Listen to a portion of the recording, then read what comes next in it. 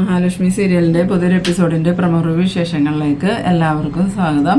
അങ്ങനെ നമ്മളുടെ കരുണയും ഉണ്ണിയും തമ്മിൽ ഈ കണ്ണൻ്റെ കാര്യങ്ങൾ പറഞ്ഞ് വഴക്കുണ്ടാക്കുന്നുണ്ട്. ആ സമയത്ത് കരുണ ഒട്ടും മടിയില്ലാതെ തന്നെ പറയുന്നുണ്ട്, നിങ്ങളുടെ ഏട്ടനാ നല്ലത്, നിങ്ങളെ എന്തിനു കൊള്ളാം, അല്ലെങ്കിൽ തന്നെ എൻ്റെ വീട്ടുകാരൊക്കെ നിങ്ങളെ പണ്ടേ എഴുതി തള്ളിയേക്കുന്ന, ഇനി ഞാൻ നിങ്ങളെ ഒഴിവാക്കി പോകേണ്ട വരുമെന്നൊക്കെ പറയുമ്പം ഉണ്ണിക്ക് ഭയങ്കര ദേഷ്യം വരുന്നുണ്ട്. പിന്നീട് രാവിലെ തന്നെ നമ്മളുടെ മഹാലക്ഷ്മി ആണെങ്കിൽ ഈ കണ്ണൻ്റെ ഫോണിലോട്ട് കോൾ ചെയ്യുന്നുണ്ട്.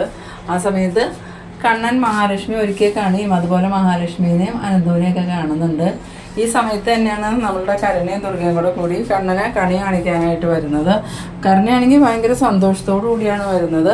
എന്തായാലും കണ്ണേട്ടിന് ഇന്ന് എല്ലാ പ്രാവശ്യം അവൾ ഒരുക്കണേനേക്കാളും നല്ല കണി തന്നെയാണ് ഞങ്ങൾ ഒരുക്കിയേക്കണേ.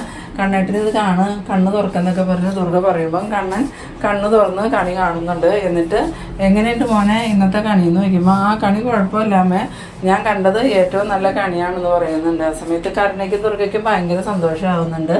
പക്ഷേ കണ്ണൻ അന്നേരം മനസ്സിൽ വിചാരിക്കുന്നുണ്ട്, എൻ്റെ ഭാര്യ ഒരിക്കൽ കണി തന്നെ ഞാൻ കണ്ടത്, അതിലും വലിയൊരു കണി എനിക്ക് എൻ്റെ ജീവിതത്തിൽ കിട്ടാനില്ല എന്ന്. അങ്ങനെ ഈ കരുണയും ദുർഗയും കൂടി അവിടുന്ന് പോകുന്നുണ്ട്. പിന്നീട് കാണിക്കുന്നത് നമ്മളുടെ മഹാലക്ഷ്മിയുടെയും അനന്തുവിൻ്റെയൊക്കെ അടുത്തേക്ക് സാഹറും മഞ്ജുവും കൂടെ വരുന്നുണ്ട്.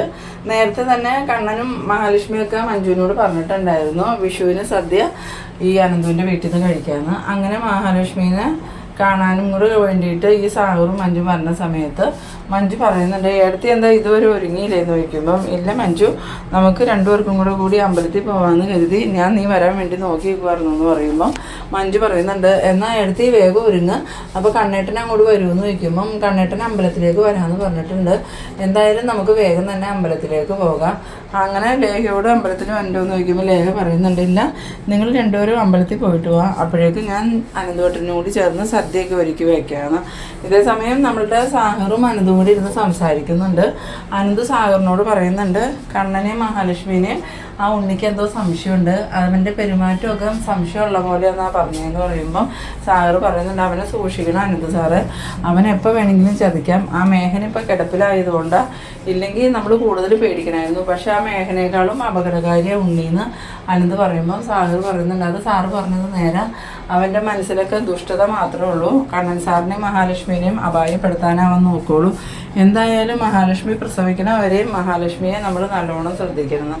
സമയത്ത് അനന്ത് പറയുന്നുണ്ട്, മഹാലക്ഷ്മിയുടെ പ്രസവം കഴിഞ്ഞാലും ഞങ്ങൾ കമലേശ്വരത്തേക്ക് മഹിയെയും കുഞ്ഞിനെയും വിടുവൊന്നുമില്ല, അങ്ങനെ വിട്ടിട്ടുണ്ടെങ്കിൽ മഞ്ജുവിൻ്റെ അമ്മ തന്നെ ആ കുഞ്ഞിനെയും മഹിയെയും കൊന്നു കളയും, അതുകൊണ്ട് ഇവിടെ തന്നെ താമസിപ്പിക്കണമുള്ളൂ എന്ന്. പിന്നീട് നമ്മളുടെ മഞ്ജു ആണെങ്കിൽ മഹാലക്ഷ്മിയെ ഇങ്ങനെ എല്ലാ രീതിയിലും ഒരുക്കി നല്ല സുന്ദരിയാക്കുന്നുണ്ട്. ആ സമയത്ത് മഹാലക്ഷ്മി പറയുന്നുണ്ട്, മതി മഞ്ജു ഒരുക്കിയത്, ഇത്രമാത്രം ഒരുക്കാൻ എൻ്റെ കല്യാണം ഒന്നുമല്ലല്ലോ എന്ന് പറയുമ്പം എന്തായാലും അമ്പലത്തിൽ ചെല്ലുമ്പോൾ കണ്ണേട്ടൻ അവിടെ ഉണ്ടാവുമല്ലോ, അപ്പോൾ കണ്ണേട്ടൻ കാണുമ്പോൾ എടുത്ത് നല്ല സുന്ദരിയായിട്ട് എന്നെ ഇരുന്നോട്ടെ എന്ന് പറയുമ്പോൾ മഹാലക്ഷ്മി പറയുന്നുണ്ട്, അതിപ്പോൾ കണ്ണേട്ടൻ അങ്ങനെ നിർബന്ധമൊന്നുമില്ല മഞ്ജു, എന്നെ ഒന്ന് കാണണം എന്നല്ലേ ഉള്ളൂ, എന്തായാലും കണ്ണേട്ടനും കൂടി വരില്ല എടുത്ത് ഊണ് കഴിക്കാനായിട്ടൊന്ന് ചോദിക്കുമ്പം വരാമെന്നാണ് പറഞ്ഞേക്കണേ, ഇനി എന്തെങ്കിലും മാറ്റം ഉണ്ടോയെന്ന് അറിയില്ല, പിന്നെ അവിടെ കരുണയും നിൻ്റെ അമ്മയൊക്കെ അല്ലേ ഉള്ളത്, അതുകൊണ്ട് അവരുടെ കണ്ണ് വെട്ടിച്ച് പുറത്ത് ചാടാനും പാടായിരിക്കും. പിന്നീട് കാണിക്കുന്നത് നമ്മളുടെ കണ്ണനാണെങ്കിൽ വീൽ ചെയറിൽ ഇങ്ങോട്ട് വരുന്നുണ്ട്. ആ സമയത്ത് ദുർഗ ചോദിക്കുന്നുണ്ട്, വിഷുവായിട്ട് നീ എവിടെ പോകാൻ മോനെന്ന് ചോദിക്കുമ്പം എനിക്കൊന്ന് അമ്പലം വരെ പോകണമെന്ന് പറയുന്നു. ആ സമയത്ത് ദുർഗ ചോദിക്കുന്നുണ്ട്, സാധാരണ നീ അമ്പലത്തിലൊന്നും പോകാത്തതാണല്ലോ, പിന്നെന്താ ഇപ്പോൾ പോണേന്ന് ചോദിക്കുമ്പോൾ ഇന്ന് എന്താണെന്നറിയില്ല, വിഷുവായിട്ട് എനിക്ക് അമ്പലത്തിൽ പോയി ഒന്ന് പ്രാർത്ഥിക്കണമെന്ന് തോന്നിയെന്ന് പറയുമ്പോൾ ദുർഗ പറയുന്നുണ്ട്, അത് വേണ്ട മോനെ, ഇന്ന് എന്തായാലും അവൾ അമ്പലത്തിലേക്ക് വരുന്നുണ്ടാവും, നീ അവിടെ വെച്ച് അവളെ കാണേണ്ട വരും, അതുകൊണ്ട് നീ പോകണ്ട, പിന്നെ ഏതെങ്കിലും ദിവസം പോയാൽ മതിയെന്ന് പറയുമ്പം അയാൾ വരുമെന്നും പറഞ്ഞ് ഞാൻ എന്തിനാ അമ്മയെ പേടിച്ച് നിൽക്കണം, ഞാൻ അതിന് തെറ്റൊന്നും ചെയ്തിട്ടില്ലല്ലോ, അയാളുടെ മുമ്പിൽ തന്നെ ഞാൻ അമ്പലത്തിൽ പോയി തൊഴുത് പ്രാർത്ഥിച്ചിട്ട് വരാമെന്നും പറഞ്ഞുകൊണ്ട് കണ്ണൻ പോകുന്നുണ്ട്. ആ സമയത്ത് ദുർഗ പറയുന്നുണ്ട്, ഇവനെന്ത് പറഞ്ഞാലും മനസ്സിലാവില്ല, ഇതിനു മുമ്പും ഇവനക്ക് മനസ്സിലാവാത്തത് കൊണ്ട് അവൾ ഇവനെ പറ്റിച്ചുകൊണ്ട് പോയെന്നൊക്കെ ഇങ്ങനെ പറയുന്നുണ്ട്. പിന്നീട് കാണിക്കുന്നത് നമ്മളുടെ മോഹിനി ആണെങ്കിൽ അമ്പലത്തിലേക്ക് പോകാൻ ഇറങ്ങുന്ന സമയത്ത് ഈ പ്രതാപൻ്റെ അമ്മയും ചോദിക്കുന്നുണ്ട്, നീ എന്താടി രാവിലെ തന്നെ ഒരുങ്ങി കെട്ടി പോണേന്ന് ചോദിക്കുമ്പോൾ ഇന്ന് വിഷു അല്ലേ, വിഷുവായിട്ട് അമ്പലത്തിൽ പോയി പ്രാർത്ഥിക്കാൻ പോണതാ, അല്ലാതെ ഞാൻ വേറെ ഒന്നിനും പോണേല്ല എന്ന് പറയുമ്പം ഈ പ്രതാപൻ്റെ അമ്മ പറയുന്നുണ്ട്, നീ പ്രാർത്ഥിച്ചപ്പോൾ പ്രതാപന് രാത്രി ഉറക്കം പോലും ഇല്ല, അവനെ പ്രേതങ്ങൾ ശല്യം ചെയ്യുക എന്ന് പറയുമ്പം മോഹിനി പറയുന്നുണ്ട്, ഞാൻ പ്രാർത്ഥിച്ചിട്ടല്ല അങ്ങേരെ പ്രേതങ്ങൾ ശല്യം ചെയ്യുന്നത്, അങ്ങേര് കൊന്ന ആളല്ലേ അയാളെ ശല്യം ചെയ്തത്, അത് ഞാനും പ്രാർത്ഥിക്കുന്നതും തമ്മിൽ എന്താ ബന്ധം, അല്ലെങ്കിൽ തന്നെ ഞാനോ എൻ്റെ മോളോ നിങ്ങൾക്ക് ആർക്കും ദോഷം വരാൻ വേണ്ടിയിട്ട് ഒരിക്കലും പ്രാർത്ഥിക്കാറില്ല, ഞങ്ങൾക്ക് നന്മ വരണമെന്ന് മാത്രമേ പ്രാർത്ഥിക്കാറുള്ളൂ. പിന്നീട് കാണിക്കുന്നത് മഹാലക്ഷ്മി മഞ്ജു കൂടി അമ്പലത്തിലേക്ക് വരുന്ന സമയത്ത് നമ്മളുടെ മോഹിനിയാണെങ്കിൽ തൊഴുത്ത് പ്രാർത്ഥിച്ച് പ്രസാദമൊക്കെ വാങ്ങിക്കൊണ്ട് പുറത്തേക്ക് ഇറങ്ങുന്നുണ്ട്. ആ സമയത്ത് ഈ മഹാലക്ഷ്മിയും മഞ്ജുവിനെയും കണ്ടതും മോഹിനി സന്തോഷത്തോടുകൂടി വന്നിട്ട് ആ മോളെ നീ എത്തിയോ, കണ്ണനിപ്പോൾ വരുമെന്ന് വയ്ക്കുമ്പോൾ അമ്മയെ കണ്ണേട്ടം വരാമെന്ന് പറഞ്ഞതുകൊണ്ടാണ് ഞാനും മഞ്ജുവും രാവിലെ തന്നെ ഇങ്ങോട്ട് വന്നത്, ഇപ്പം തന്നെ കണ്ണേട്ടം വരുമായിരിക്കുമെന്ന് പറയുമ്പം മോഹിനി പറയുന്നുണ്ട് മോളെ നീ എന്തായാലും സൂക്ഷിക്കണം, നിങ്ങൾ പിടിക്കപ്പെടരുത്, രണ്ടുപേരും പരസ്പരം കാണുന്ന സമയത്ത് ആ കരുണയോ ദുർഗയോ അല്ലെങ്കിൽ കരുണയുടെ മുത്തശ്ശിയോ ആരെങ്കിലുമൊക്കെ കണ്ട വലിയ പ്രശ്നമാവട്ടെ മോളെ എന്ന് പറയുമ്പം മഞ്ജു പറയുന്നുണ്ട് അതൊന്നും ഓർത്ത് അമ്മ പേടിക്കണ്ട, അതൊന്നും ഉണ്ടാവില്ല, ഞങ്ങളതെല്ലാം നോക്കിയിട്ടേ കണ്ണേട്ടനെ കാണുള്ളൂ, എന്തായാലും കണ്ണേട്ടൻ വരാറായിട്ടുണ്ടാവുമെന്നും പറയുമ്പോൾ മോഹിനി പറയുന്നുണ്ട് എന്നാൽ ഞാൻ പോട്ടെ മോളെ, ചെന്നിട്ട് വേണം സദ്യയൊക്കെ ഉണ്ടാക്കാനെന്നും പറഞ്ഞ് മോഹിനി പോകുന്നുണ്ട്. ഇതേ സമയം നമ്മളുടെ കണ്ണനാണെങ്കിൽ അങ്ങോട്ട് വരുന്നുണ്ട്. കണ്ണനെ കണ്ടതും മഹാലക്ഷ്മി ഓടി കണ്ണൻ്റെ അടുത്തേക്ക് ചെല്ലുന്ന സമയത്താണ് നമ്മളുടെ കരുണ വരുന്നത് കാണുന്നത്. കരുണയെ കണ്ടതും പിന്നെ മഹാലക്ഷ്മി എന്ത് ചെയ്യണമെന്ന് അറിയാതെ പുറകോട്ട് തന്നെ മാറി നിൽക്കുന്നുണ്ട്. ആ സമയത്ത് കണ്ണനാണെങ്കിൽ ആകെപ്പെട്ട പോലെയാണ് നിൽക്കുന്നത്. പിന്നീട് കരുണയെ എങ്ങനെയെങ്കിലും ഒഴിവാക്കാൻ വേണ്ടിയിട്ട് കണ്ണൻ വഴിപാട് നടത്താനൊക്കെ വേണ്ടിയിട്ട് കരുണയോട് പറയുന്നുണ്ട്. കരുണ ആ സമയം സന്തോഷത്തോടു കൂടി തന്നെ കണ്ണൻ്റെ കയ്യിൽ നിന്ന് പൈസയൊക്കെ വാങ്ങിക്കൊണ്ട് വഴിപാട് നടത്താനായിട്ട് കയറിപ്പോണ സമയത്ത് മഹാലക്ഷ്മി മഞ്ജുവും കൂടി കണ്ണൻ്റെ അടുത്തേക്ക് ചെന്നിട്ട് കണ്ണേട്ടൻ എന്തിനാ കരുണയെ കൊണ്ടുവന്നതെന്ന് ചോദിക്കുമ്പം അതെന്ത് പറയാനാ മഞ്ജു, ഞാൻ പോരാനൊരുങ്ങിയപ്പോൾ അമ്മയും അവളും കൂടി നിർബന്ധിച്ച് എൻ്റെ കൂടെ വന്നതാ, ഇനി ഇവിടെ വെച്ച് മഹീനെ ഞാൻ കണ്ടെങ്കിലോ എന്ന് വിചാരിച്ചിട്ടായിരിക്കും അവളും കൂടെ വന്നേന്ന്.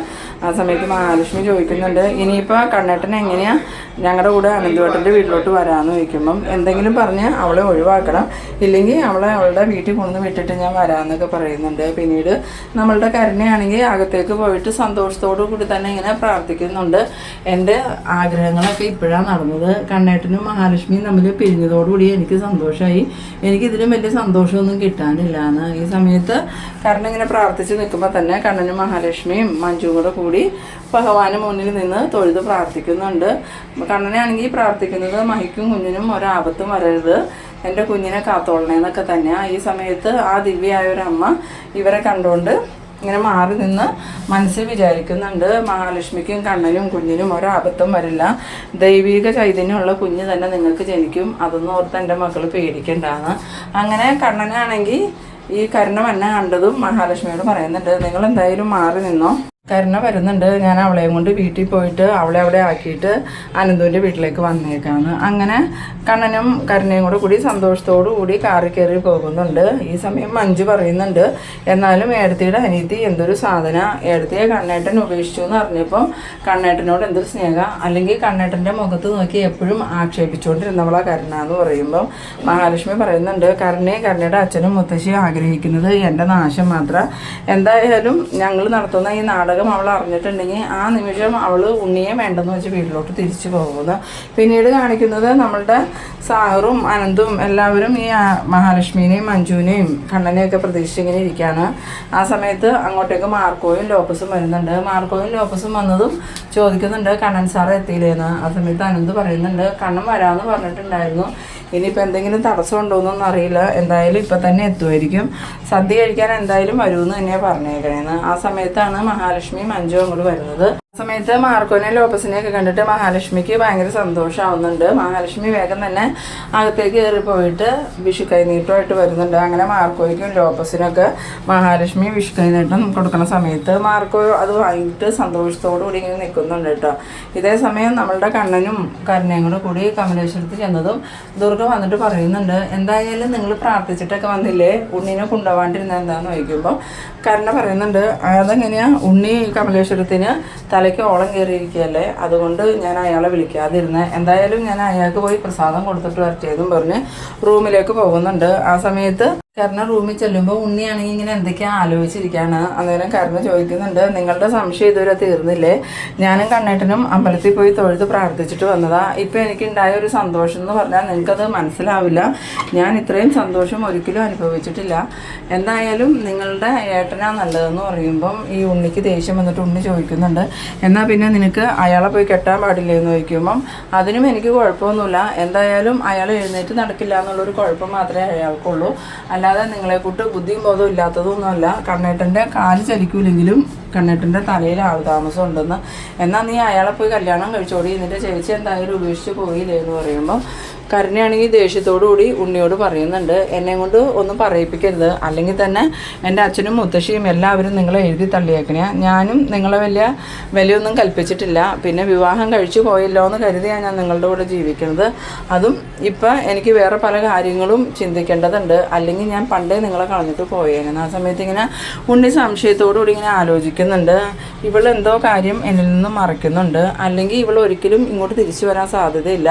അന്ന് ഇവളുടെ കുഞ്ഞിൻ്റെ അച്ഛൻ ഞാനല്ല എന്ന് പറഞ്ഞതിൻ്റെ ദേഷ്യത്തിൽ ഇവൾ ആളുകളുടെ മുമ്പിൽ വെച്ച് എൻ്റെ കർണത്തടിച്ചതാണ്. എന്നിട്ട് ഇവളിനി ഇങ്ങോട്ട് വരില്ലെന്നും പറഞ്ഞു പോയവൾ പെട്ടെന്ന് തന്നെ ഇങ്ങനെ തിരിച്ചു വരണമെങ്കിൽ അതിൻ്റെ പിന്നിൽ എന്തോ ഒരു രഹസ്യമുണ്ട്, അതെന്തായാലും കണ്ടെത്തണമെന്ന് ഇങ്ങനെ മനസ്സിൽ ആലോചിച്ചുകൊണ്ട് നിൽക്കുന്ന ആ ഒരു സീനിലായിട്ട് ഈ എപ്പിസോഡ് അവസാനിക്കുന്നത്. അപ്പോൾ നിങ്ങളെൻ്റെ വീഡിയോ ആദ്യമായി കാണുന്നവരാണെങ്കിൽ ചാനലൊന്ന് സബ്സ്ക്രൈബ് ചെയ്യാനും ഇഷ്ടമായ ലൈക്ക് ചെയ്യാനും ഷെയർ ചെയ്യാനും മറക്കരുത്. അപ്പോൾ ഇതുപോലെ ഇൻട്രസ്റ്റിംഗ് ആയിട്ടുള്ള അടുത്തൊരു എപ്പിസോഡുമായി നമുക്ക് വീണ്ടും കാണാം. അതുവരേക്കും ബൈ ബൈ.